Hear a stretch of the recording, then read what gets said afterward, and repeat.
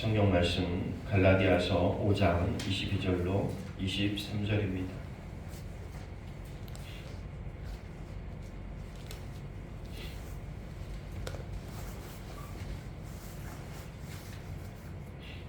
갈라디아서 5장 22절로 23절.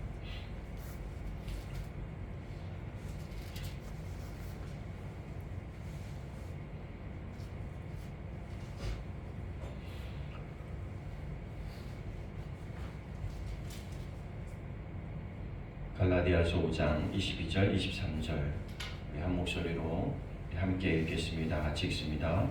오직 성령의 열매는 사랑과 희락과 화평과 오래 참음과 자비와 양성과 충성과 온유와 절제니 이 같은 것을 금지할 법이 없느니라. 아멘. 기도하겠습니다. 하나님, 은혜와 사랑을 감사합니다. 오늘도 하나님께서 우리를 위하여 구원의 은혜를 베푸신 귀한 날인 줄로 믿습니다. 우리가 예비되어져 있는 그 모든 은혜를 이 땅에서 마땅히 받아 누릴 수 있는 우리 모두가 되어질 수 있도록 인도해 주옵소서. 우리가 대림절의 절기를 정결한 마음으로 지내게 하시고 예수 그리스도를 기쁨으로 바라볼 수 있는 소망이 우리 가운데 넘쳐나게 하여 주옵소서. 우리 안에 있는 소망과 사랑과 은혜를 가지고 이 땅의 많은 사람들과 우리의 가족과 이웃들을 등이 섬겨낼 수 있는 교회와 우리 모두가 되어줄 수 있도록 하나님 은혜를 베풀어 주옵소서. 이 땅에 더 많은 사람들이 사랑과 공유를 필요로 합니다. 하나님, 우리가 그 은혜를 공급할 수 있는 우리가 되어줄 수 있도록 하나님 사용하여 주옵소서. 오늘도 말씀 가운데 나아갑니다. 하나님 말씀하여 주시고 말씀 속에서 깨닫게 하시고 깨닫는 대로 살아낼 수 있는 은혜가 우리 가운데 있어질 수 있도록 도와 주옵소서. 성령의 운행하심이 우리 가운데 함께 있기를 원하며 예수님의 이름으로 기도하옵나이다. 아멘.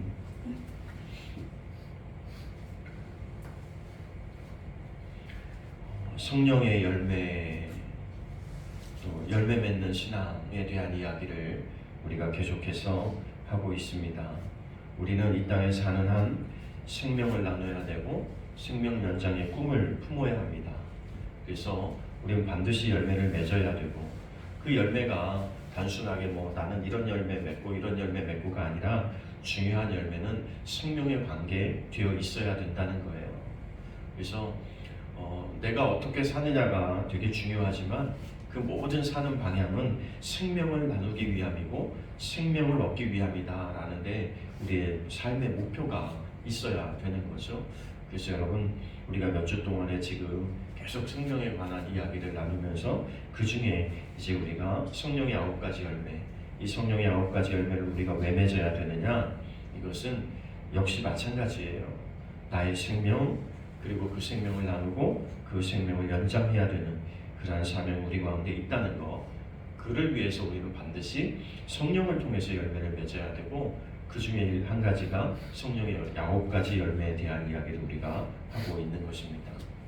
우리 한번 믿음과 확신을 가지고 우리가 가지고 있는 믿음을 하나님 앞에 고백하면서 우리가 외치도록 하겠습니다.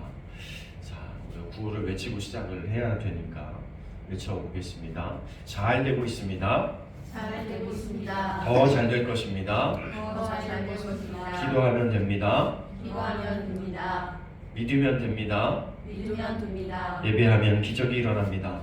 예배하면 기적이 일어납니다. 아멘.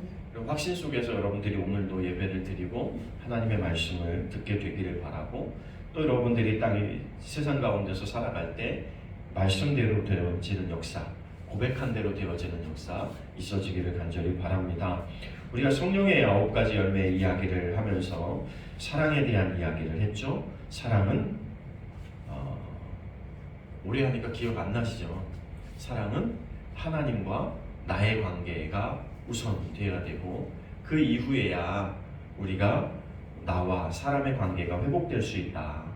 그래서 내가 하나님을 사랑해야 되고 하나님이 나를 사랑하시는 건 변치 않고 있으니까 내가 하나님을 사랑해야 되고 그 사랑이 내 속에서 상대를 사랑할 수 있게 만들어가는 거죠. 어떻게 원수를 사랑합니까? 이제 원수를 사랑할 수 없잖아요. 누가 봐도 원수를 사랑하는 건 불가능해요. 그러나 성경은 우리에게 이렇게 말해요. 하나님과 원수되었던 너희를 하나님이 사랑하셨을 뿐만 아니라 예수님께서 이 땅에 오셔서 자기의 숙명을 바쳐서 사랑을 입증하셨어요. 그 사랑이 오늘 우리 가운데 필요합니다. 희락은 기쁨이라고 말씀드렸어요. 성령 충만해야 우리가 기뻐하는 삶을 살 수 있습니다. 나사가 하나쯤 빠진 사람처럼 사는 사람들이 세상 사람들은 바보라고 말하지만 사실은 그것이 우리가 오래 사는 비결이고 행복하게 사는 비결이에요. 그러니까 너무 이렇게 틀에 꽉꽉 맞춰서 사는 사람들은 행복하지 못해요. 그래서 이런 사람들은 좀 놔줄 필요가 있어요. 자기를 너무 조이는 사람들은 자기를 좀 놔줄 필요가 있고, 다른 사람들을 너무 조이는 사람들은 다른 사람들을 조금 놔줄 필요가 있어요. 조금 놔줘야 여유가 있어야 사실은, 그죠? 사는 재미가 있어요. 그래서 기뻐하는 게 뭐냐? 나를 하나님 앞에 놔줄 때, 나를 하나님 앞에 온전히 맡길 때 내가 얻어지는 기쁨인 거예요. 그러니까 내 생각, 내 관점, 내 고집을 움켜쥐고 있는 사람들은 절대 행복하지 못해요. 그래서 여러분, 기뻐함에 대한 말씀을, 희락에 대한 말씀을 드렸고요. 그 다음에 화평에 관한 말씀, 하나님과 더불어 내가 화평하고, 내가 참된 성도라면 사람들과 화평하는 일에 힘써야 된다 말씀드렸어요. 그리고 오래 참음에 대해서 말씀드렸고요. 모든 것을 참고 인내하고 또 인내하는 것이 오래 참는 것이다. 오래 참는 게 힘들지만 중요한 건 그를 통해서 우리는 열매를 맺는다는 거죠. 그 복음을 위해서 참고, 환난 중에도 참고, 시험에 들 때에도 역시 우리는 참아야 하는 거죠. 그 때를 견디고 나면 하나님께서 우리에게 주실 상급과 열매가 반드시 있습니다. 지난주에는 우리가 자비에 대한 말씀을 드렸어요. 세상에 없는 주님이 주시는 자비. 근데 자비는 뭐다라고 말씀드렸어요? 이해하고 친절하는 것이다. 그러니까 상대를 이해하고, 나를 이해하고, 나에게 친절하고, 상대에게 친절하고. 그러니까 내가 병들어 있는 사람은 절대 상대를 향해서 친절한 말을 할 수가 없어요. 내가 병들어 있어, 내가 상대를 향해서 친절한 말, 이해해야 할 말이 나오지 않는다면 내가 병들어 있다는 거예요. 그래서 내가 하나님의 은혜로, 성령의 도우심으로 내가 상대방을 이해하고, 사람들을 이해하고, 나 자신을 이해할 수 있는, 그래서 나에게 친절을 베풀고 상대에게도 친절을 베풀 수 있는 사람이 돼야 된다 말씀을 드렸습니다. 그 다음에 드린 말씀이 양선이라고 말씀드렸어요. 양선은 선한 양심이다. 선한 생각, 선한 마음을 가지고 살아야 되고, 믿는 자는 선함을 베풀어야 돼요. 그래서 누구에게가 선을 베풀 때 그 선한 열매가 우리 가운데 선함으로 돌아오는 거예요. 그러니까 우리가 뭐 다른 사람을 축복하고, 다른 사람에게 친절하고, 다른 사람에게 선함을 베풀었다고 해서 뭐 그것이 돌아오지 않는다고 해서 안타까워하거나 마음 아파하거나 화를 낼 필요가 전혀 없어요. 왜냐하면 하나님께서 다 갚으실 거기 때문에. 열매는 누가 맺는다고 말씀드렸어요?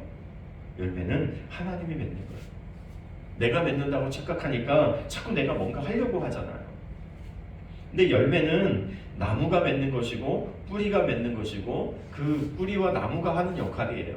가지는 그저 성실하게 자기 할 일을 잘하고 있으면 되는 거죠. 여러분, 의인은 믿음으로 산다고 말했어요. 진짜 선함은 뭐냐면 믿음에서 행동하는 거예요. 진짜 선함은 하나님밖에 없어요. 그러니까 세상의 사람들에게 선함을 구하는 건 우리가 어리석은 거예요. 예수 믿지 않는 사람들에게 선하기를 원하고, 나에게 친절을 베풀기를 원하고, 나에게 선한 양심으로 대해주길 원하는 건 사실은 우리의 욕심이에요.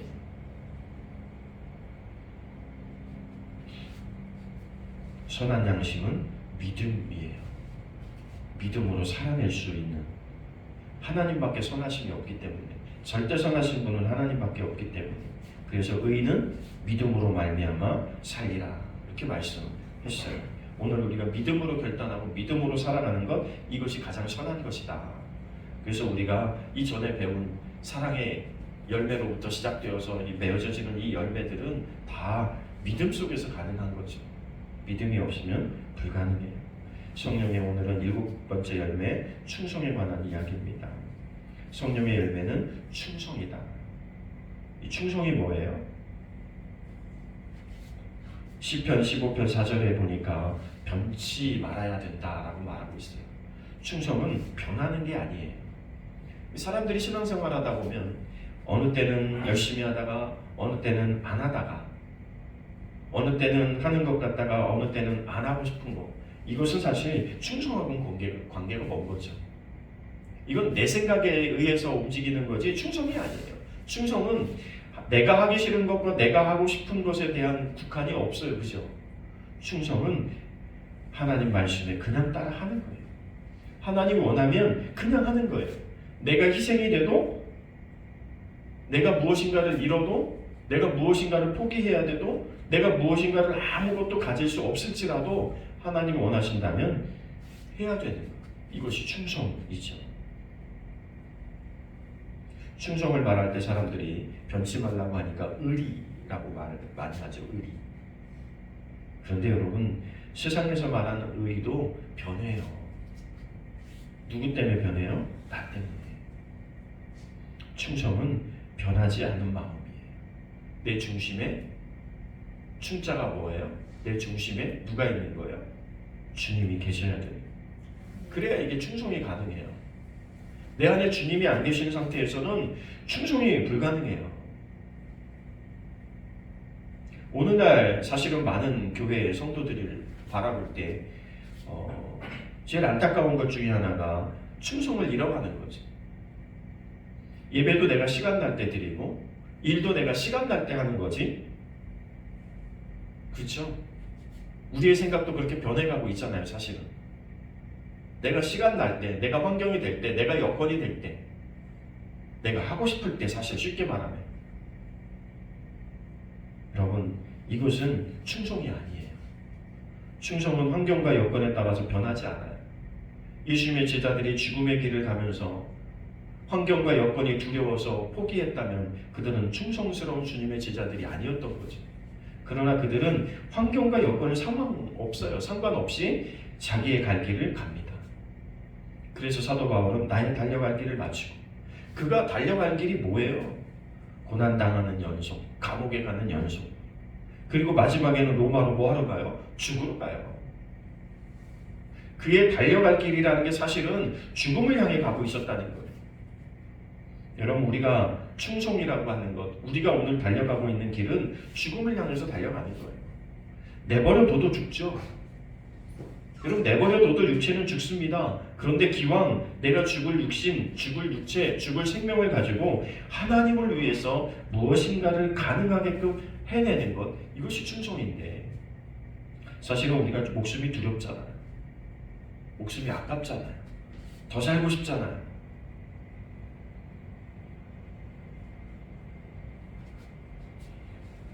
내가 살 만큼 살았으니까 이제 죽어도 된다, 이런 생각하시는 분이 있어요. 노인분들의 3대 거짓말 중에 하나가 그거라면서요. 내가 빨리 죽어야지. 속으로는 내가 빨리 죽어야지 하는 말 속에 내가 죽고 싶지 않다라는 감정이 들어있다는 거예요. 더 살고 싶다는 감정이 들어있다는 거예요. 사실은. 여러분, 육신의 목숨을 잃으면 영원한 생명을 얻는 거예요. 복음을 위해서 육신의 생명을 잃으면 영원한 생명을 얻는 거예요. 그러니 여러분, 충성이라고 하는 게 단순하게 그냥 내가 나에게 맡겨진 일 적당히 하고 있는 것을 충성이라고 생각해서는 안 되는 거죠. 이게 불가능하니까 우리가 성령의 도우심이 필요한 거예요. 이게 불가능하니까 우리가 성령을 구해야 되고, 이게 불가능하니까 사실은 하나님과 더 가까워져야 되고, 이게 불가능하니까 성령이 내 안에서 충만하게 역사하시도록 내가 기도해야 되는 거죠. 근데 열매는 맺어진다는 거예요. 이 열매를 들으면서 성령의 열매를 쭉 저희가 하면서 이거 너무 어려워, 너무 힘들어, 이거 불가능해.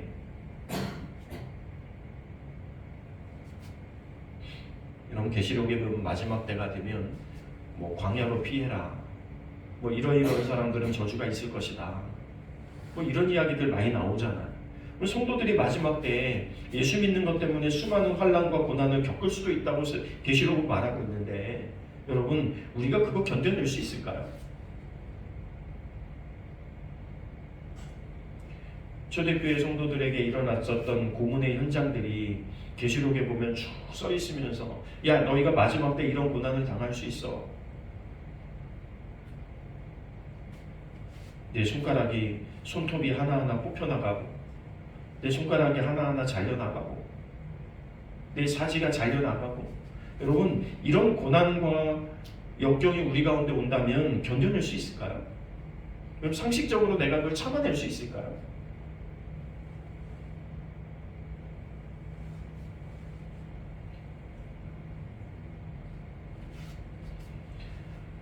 믿음의 신자들이 사자우리에서 죽음의 순간에 그들이 찬양하면서 죽음을 두려워하지 않고 견뎌낼 수 있었던 이유는 뭘까요? 자기의 신체가 잘려나가면서도 그 고난과 고문에서 견뎌낼 수 있었던 이유는 뭘까요? 그게 바로 충성심이 있는 거예요. 그게 바로 성령의 충만함이 있는 거예요. 아니 마지막 때를 어떻게 견딜까? 마지막 때 그런 고난이 우리 가운데 닥친다면 우리가 예배를 드릴 수 없는 환경과 여건을 이미 맛봤잖아요, 그죠? 그런데 정말 그런 시대가 온다면, 그런 상황과 여건이 온다면 어떻게 될까요?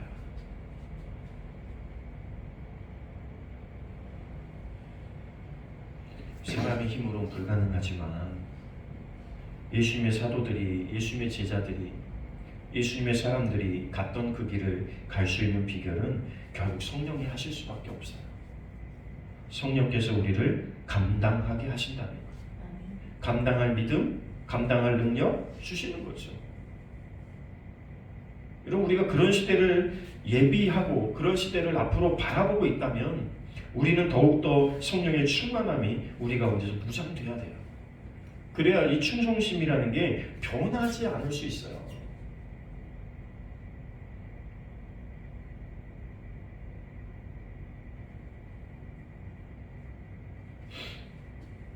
뭐 6.25만 겪었었던 분들도 수많은 고난을 겪었잖아요.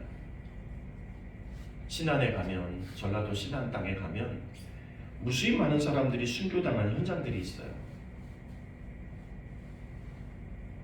성도들 몇십 명을 교회 안에 가둬놓고 그냥 바깥에서 불을 질러서 그냥 다 그 사람들이 교회 성전과 함께 불타버린 그런 순교의 현장도 남아있고요. 일제시대 또 6.25를 겪으면서 그 수많은 사람들이 죽음의 현장에서 그들이 포기하지 않았던 건 주님을 향한 충성심, 주님을 향한 그 마음이었다고 하는 거예요. 여러분 이건 육신의 생명과 바꿀 수 없는 거예요. 육신의 생명을 얻기 위해서 영원한 생명을 버리는 어리석은 사람으로 살지 않는 거예요. 우리가 기회가 되면 그런 현장도 한번 가봤으면 좋겠다 이런 생각을 간혹 해요. 사실은 그 현장에 가서 보는 게 참 많이 다르거든요. 우리 교단 교회들만 해도요, 신안에 가면 여러 교회들이 있어요.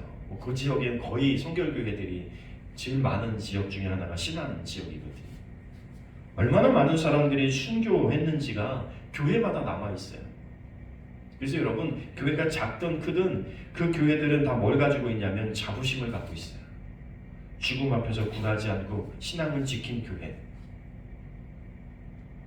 어떤 정치적 권력에도 신앙을 굽히지 않았던 그런 절개들이 그들에게 남아있어요. 그게 신앙의 유산으로 남아있어요. 그래서 여러분 그들은 굉장히 강력합니다.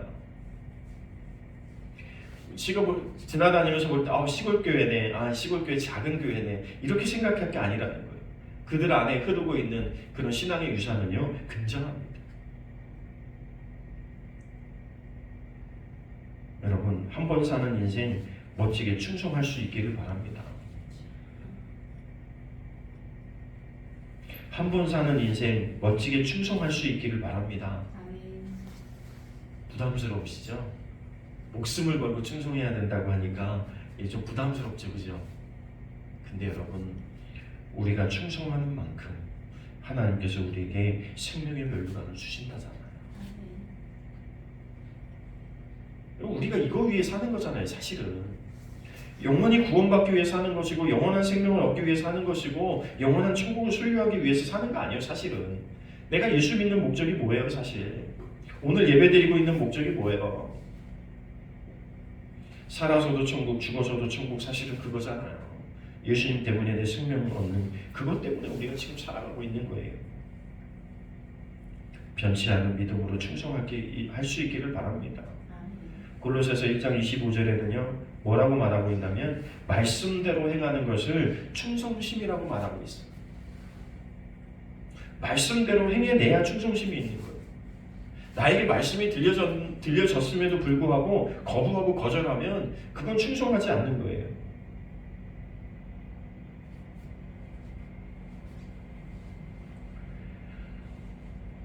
충성은 진실하게 복음을 전하는 것이 충성됨입니다.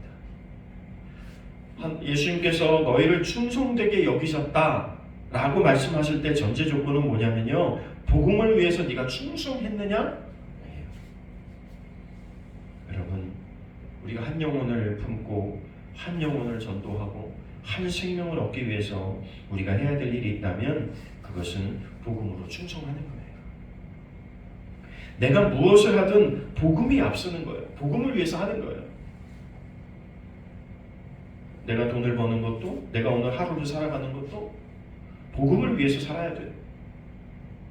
내가 사람을 만나는 것도 복음을 위해서 만나는 거예요.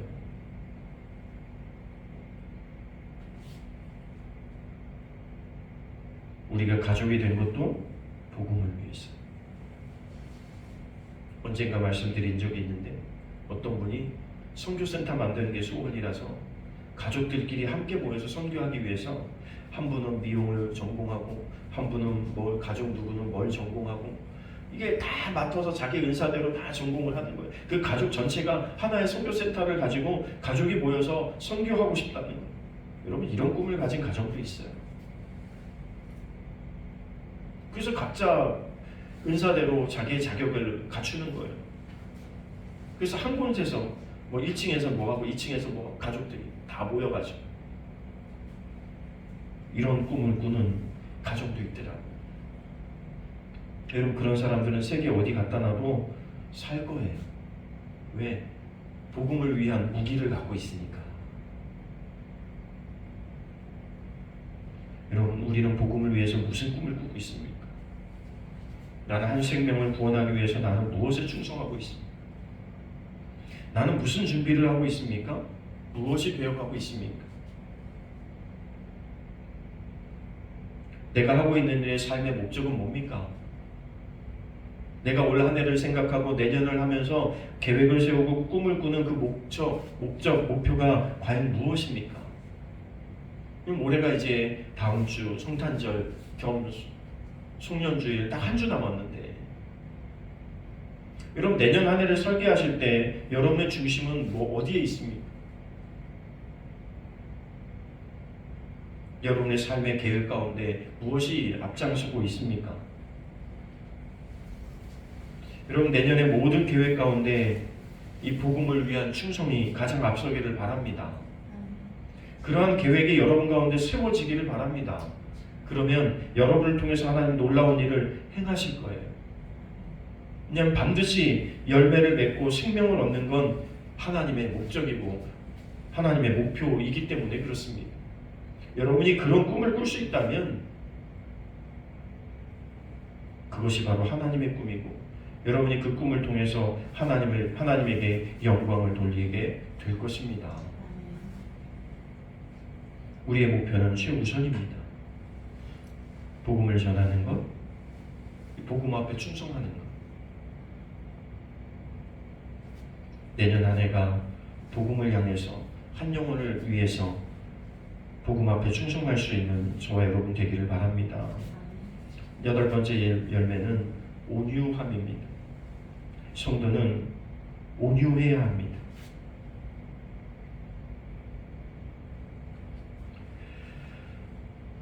갈라디아서 6장 2절에 보니까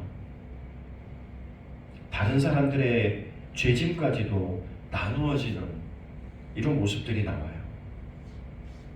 여러분, 내가 죄를 짓지 않았는데 상대 때문에 내가 모함을 받고 상대 때문에 내가 죄의 자리에 서게 될 때 과연 어떤 마음일까요? 너무 억울하죠. 내가 잘못하지 않았는데 상대방의 잘못 때문에 내가 잘못된 것처럼 오해를 받을 때 우리는 너무나 억울하겠죠. 그런데 여러분, 그분이 바로 예수님이세요. 예수님이 죄를 진 게 아니라 우리가 죄를 졌는데 예수님께서 그 죄의 짐을 짊어지고 십자가를 지러 이 땅에 오신 분이 예수님이시잖아요. 예수님이 십자가를 지는 그 모습을 성경은 이렇게 말합니다. 도살장에 끌려가는 양의 모습으로 비유하고 있어요.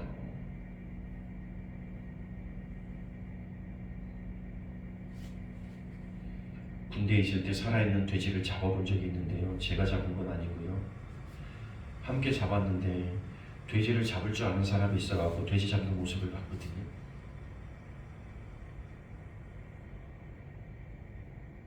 그런데 한 번에 죽이지 못하면 굉장히 처절합니다. 그리고 돼지를 잡으려고 시도했던 사람도 더 두려움이 사로잡힙니다. 눈빛이 변하거든요. 시골에서 팔려가는 소를 본 적이 있어요. 소도 감정이 있는지 눈물을 줄줄줄 흘리는 모습들이 자기가 죽으러 가는 걸 아는 것 같더라고요.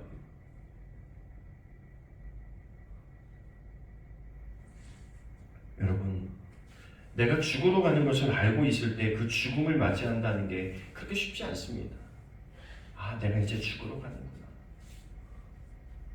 그런데 더더군다나 내가 잘못한 것도 없이 죽음의 자리까지 이르는데 여러분, 그게 사실 사람의 감정으로 이해가 되겠습니까? 그래서 주님 기도하신 거잖아요. 하나님, 하실 수만 있다면 이 잔을 내게서 옮겨주십시오. 이게 솔직한 예수님의 인간적 모습이었을 거예요. 그러나 그 예수님은 기꺼이 그곳에 순종하고 충성하고 기꺼이 그것을 받아들입니다. 나의 원대로 마옵시고 아버지의 원대로 하옵소서. 그리고 십자가를 지고 십자가에 달려서 조롱하는 사람들을 향해서 이렇게 말합니다. 하나님, 저들을 용서해 주십시오. 저들은 저들이 하는 것을 알지 못할 뿐입니다. 여러분, 이 마음이 어떤 마음이냐면 이 마음이 온유한 마음이에요.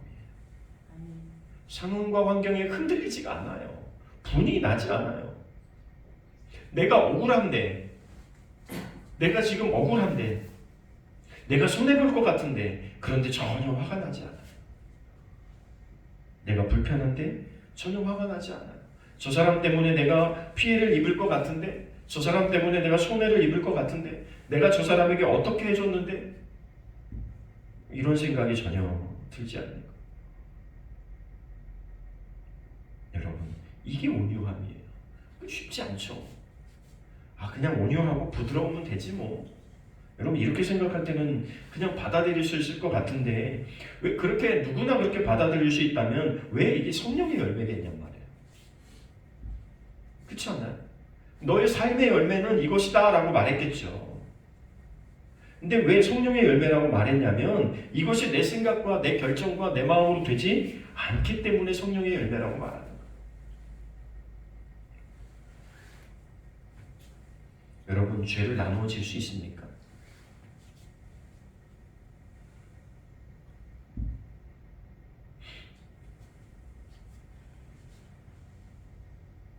옛날에 이런 예화가 있었어요.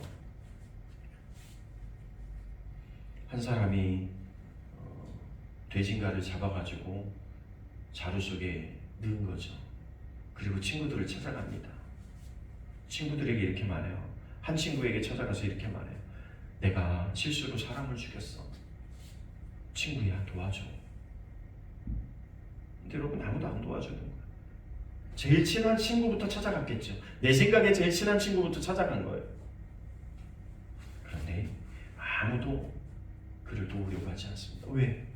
그를 도왔다간 같이 살인자가 될 거니까. 그런데 여러 친구를 거쳐서 저 친구는 내가 친하지도 않았고 내가 잘해주지도 못했고 그동안 내가 베푼 것도 없기 때문에 나를 도와줄 수는 없겠지만 그래도 내가 아는 친구라고 마지막 친구니까 찾아갔는데 그 친구가 자기를 감싸주고 안아주고 어떻게 내가 너를 도울지를 고민하고 같이 울어주고. 여러분, 우리가 만나고 있는 사람들이 어떤 사람이 우리의 친구인지는 그렇게 보고 있는 거죠. 성경이 뭐라고 말해요? 사마리아로 가다가 도적을 만난 한 강도 만난 사람들의 선한 사마리아인이라는 이야기를 우리는 알고 있죠.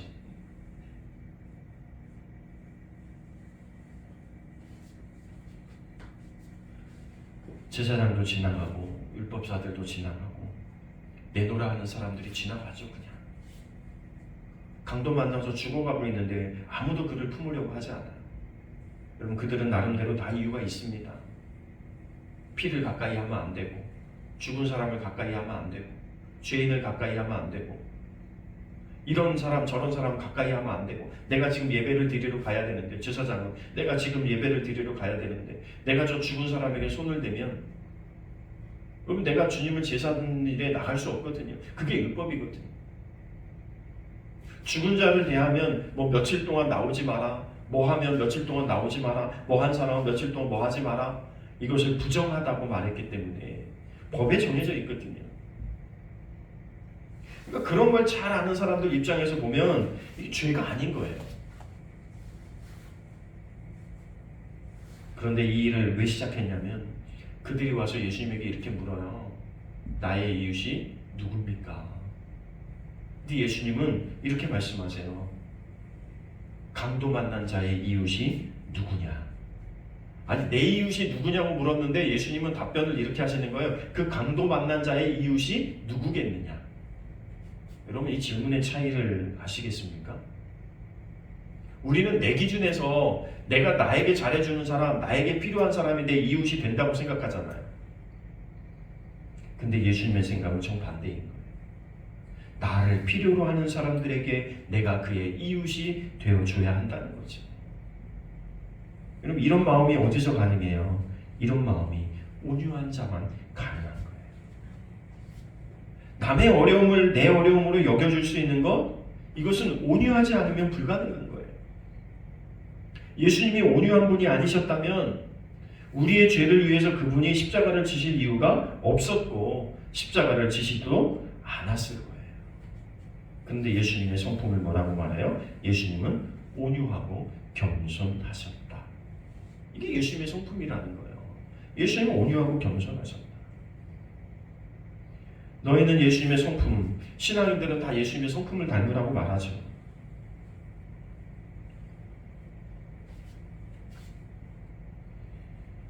누군가 나에게 잘못할 수 있죠. 그러나 그것마저도 덮어줄 수 있는 여유로운 마음이 있어야 되는데 사실은 이것이 용납이 안 되지. 네가 나한테 잘못했어. 내가 너한테 어떻게 했는데 네가 이럴 수 있어? 이것이 우리들의 일어나는 감정이지. 때로는 이것이 정상처럼 보이기도 해요. 야, 네가 화내는 거 당연해. 다른 사람들이 와서 나를 위로한다고 그렇게 말할 때가 있어요. 네가 화내는 거 당연해. 네가 그렇게 노력했는데 너를 알아주지도 않고, 야, 그런 사람 만나지도 마. 여러분, 이런 감정들이 우리 가운데 어떤 때는 너무나 당연하게 받아들여져요. 그럴 때마다 여러분, 예수님 한번 떠올려 보세요. 예수님은 그랬을까? 예수님은 너무나 당연해. 예수님이 오히려 우리를 나무라고, 예수님이 우리를 오히려 저주하고, 예수님이 우리를 심판하는 게 오히려 당연해요. 왜? 잘못은 내가 저질렀으니까. 그렇잖아요. 잘못은 우리가 했기 때문에 우리 가운데 있는 잘못으로 내가 십자가를 지고 내가 죽어야 되는 게 지극히 당연한데 오히려 그 예수님을 비방하고 어리석다고 말하는 배열에 그런 사람들 틈에 혹시 우리가 있지는 않은지 생각해 봐야 돼요.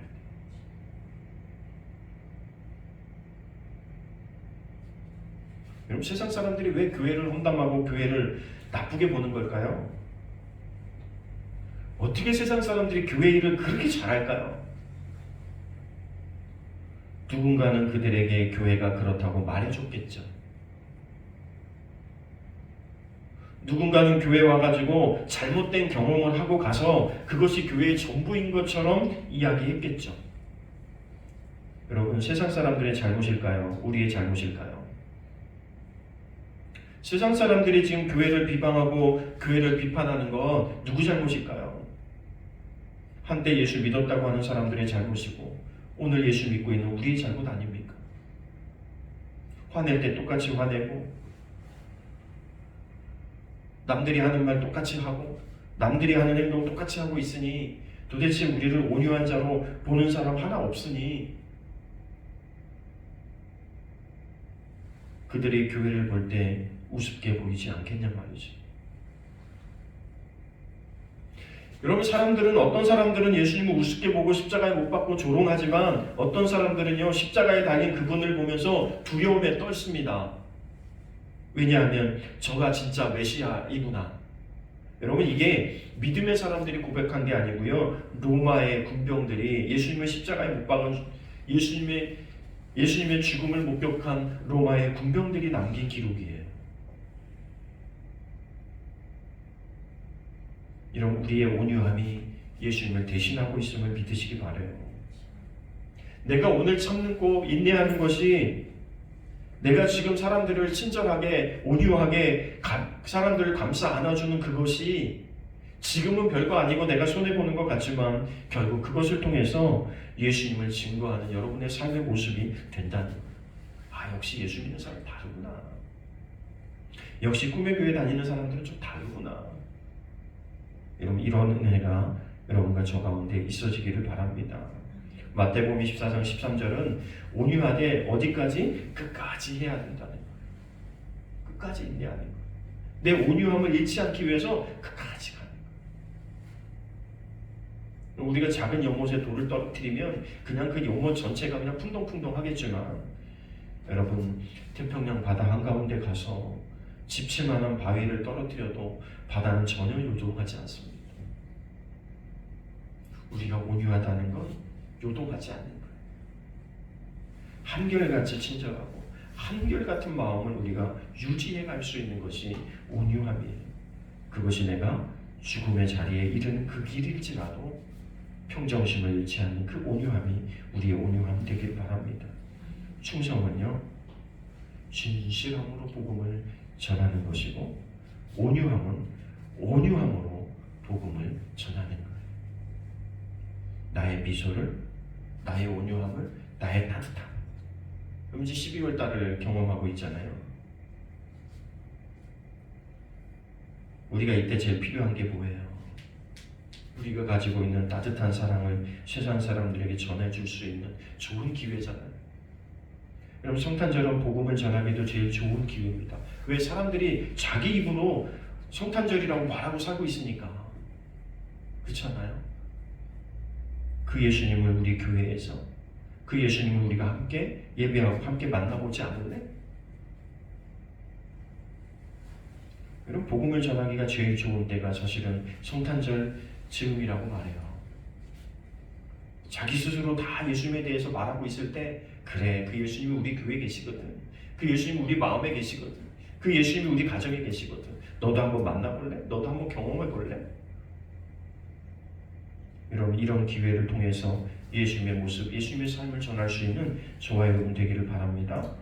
마지막 열매가 절제예요. 왜 절제를 마지막에 넣었을까? 야, 너희가 신앙생활 하려면, 예수 믿으려면, 교회 다니려면 너희가 참아야 돼. 뭐 이런 거 제일 처음에 넣으면 좋잖아요. 그런데 왜 절제를 마지막에 넣었을까요? 성도는 디모데전서 1장 15절에 보니까 자기를 알아야 되고, 고린도전서 10장 12절에 보니까 자기 행위를 조심해야 하고, 그래서 우리가 해야 될 일이 뭐냐면 하나님께 영광을 돌려야 한다 이렇게 말하고 있거든요. 나를 안다는 게 뭘까요? 자기가 어떤 사람인지를 알아야 자기가 이럴 때는 내가 이렇게 행동하는 사람이구나 그걸 알아야 그렇게 행동하지 말라는 성경의 말씀을 실행에 옮길 수 있는 거예요. 그러니까 나 자신을 잘 알아야 돼요. 그죠? 그래서 소크라테스가 그렇게 말하는 거예요. 네 자신을 좀 알라고. 그럼 내 자신이 어떤 사람인지를 알아야 돼요. 그 아는 것을 하나님 앞에 그대로 내어놓는 거죠. 하나님 저 이런 사람이네요. 하나님 나 이런 사람이에요. 하나님 앞에 내어놓을 때 내가 하지 말아야 될 일을 하지 않게 되는 거예요. 과하지도 않게 모자라지도 않게. 사실 이게 제일 어렵잖아요. 그죠?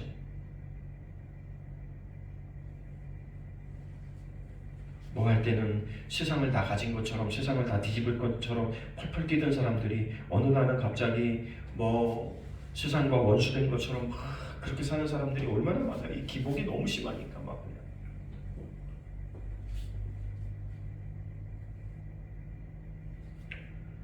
자기를 제어할 줄 아는 게 신앙의 최고의 훈련입니다. 하지 말아야 될 것을 하지 않고 해야 될 것을 해낼 수 있는 그 원동력, 그 힘이 사실은 절제에 있거든요.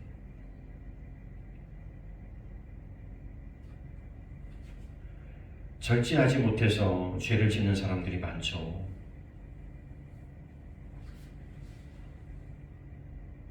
그래서 여러분 삶을 살면서요 가지 말아야 될 것은 가지 말아야 되는데 대화를 해도 마찬가지예요.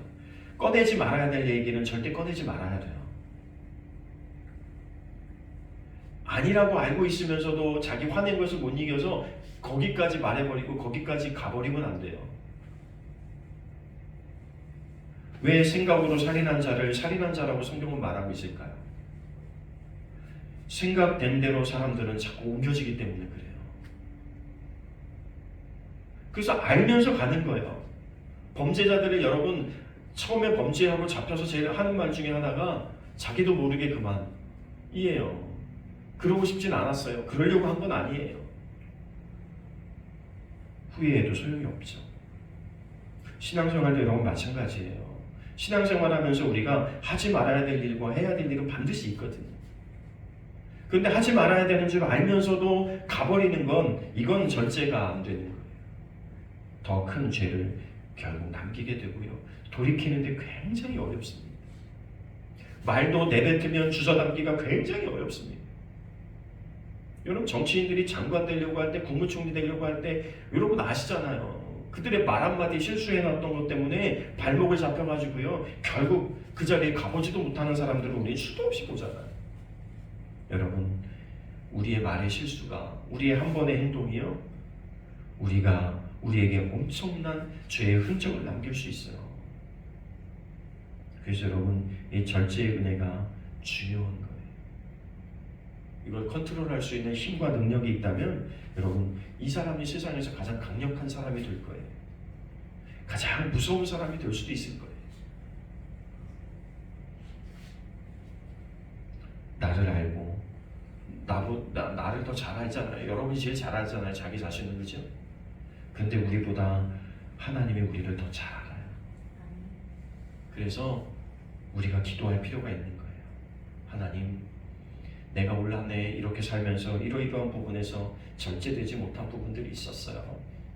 하나님 내년 한 해는 반드시 이런 부분들을 해결하고 내년 한 해를 맞이할 수 있게 해주세요. 내년 한 해는 이런 죄를 다시 범하지 않게 해주세요. 이런 실수를 다시는 범하지 않게 해주세요. 그런 마음을 가지고 여러분들이 기도하며 살아갈 필요가 있는 거예요. 자기를 제어할 줄 아는 것이 최고의 신앙의 덕목인 것 같습니다. 저도 살면서 계속 느끼는 거, 목회하면서 계속 느끼는 건 바로 그건 것 같아요. 세상 사람들이 이렇게 말하잖아요. 어떻게 좋은 일만, 내가 좋은 일만 하고 살 수 있어?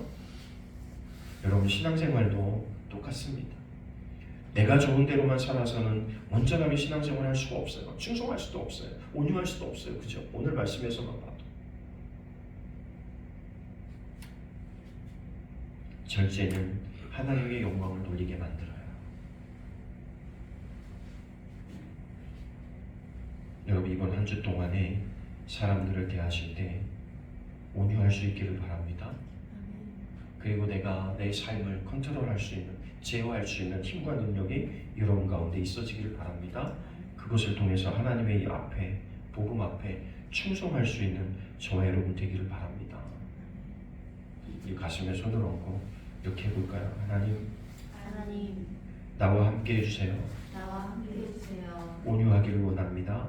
온유하기를 원합니다. 절제하기를 원합니다. 절제하기를 원합니다. 충성하기를 원합니다. 충성하기를 원합니다. 여러분, 우리 기도하면서 하는 거예요. 왜? 내 힘으로 안 되는 거 그냥 인정하는 게 제일 빨라요. 내가 해보려고 하지 말고 안 되는 거 인정하고 주님 앞에 내어놓고 도와주세요 하는 게 제일 빨라요. 여러분, 이번 한 주간 동안에 여러분을 통해서 절제와 온유와 충성이 여러분의 삶의 아름다운 열매로 여러분 가운데 맺혀질 수 있는 한 주간의 삶이 되시기를 간절히 축원합니다. 기도하겠습니다. 하나님, 은혜를 감사합니다. 우리가 언제나 예수님이라면 이런 마음과 생각을 가지고 우리의 삶을 판단하고 결정하고 내 발걸음을 옮길 수 있도록 인도해 주옵소서. 하나님, 우리에게 절제의 은혜가 있어지기를 원합니다. 온유함이 우리 가운데 삶의 모습이 되기를 원합니다. 그를 통해서 하나님 앞에 기꺼이 복음 앞에 충성된 하나님의 일꾼 되기를 원합니다. 한 주간 동안 복음을 위하여 하나님의 영광을 위하여 우리 모두를 사용하여 주옵소서. 그래서 하나님, 우리가 애쓰고 수고한 대로 복음을 위해서, 생명을 위해서 우리가 투자한 대로 생명의 열매를 거둘 수 있는 우리의 삶의 현장이 되어줄 수 있도록 인도해 주옵소서. 때로는 눈물로 우리가 씨를 뿌립니다. 하나님, 반드시 기쁨의 단을 가지고 돌아오리라고 약속하셨사오니 하나님, 우리의 눈물과 우리의 고통과 인내를 우리 주님께서 더 잘하실 줄로 믿습니다. 반드시 열매 맺을 수 있도록 우리의 삶을 사용하여 주옵소서. 우리와 함께 동행하여 주옵소서. 함께 하시길 원하며 예수님의 이름으로 기도하옵나이다. 아멘. 나는 전능하신 아버지 하나님, 천지의 창조주를 믿습니다. 나는 그의 유일하신 아들 우리 주 예수 그리스도를 믿습니다. 그는 성령으로 잉태되어 동정녀 마리아에게서 나시고 본디오 빌라도에게 고난을 받아 십자가에 못 박혀 죽으시고 장사된 지 사흘 만에 죽은 자 가운데서 다시 살아나셨으며 하늘에 오르시어 전능하신 아버지 편에 앉아 계시다가 거기로부터 살아있는 자와 죽은 자를 심판하러 오십니다. 나는 성령을 믿으며 거룩한 공교회와 성도의 교제와 죄를 용서받는 것과 몸의 부활과 영생을 믿습니다. 아멘.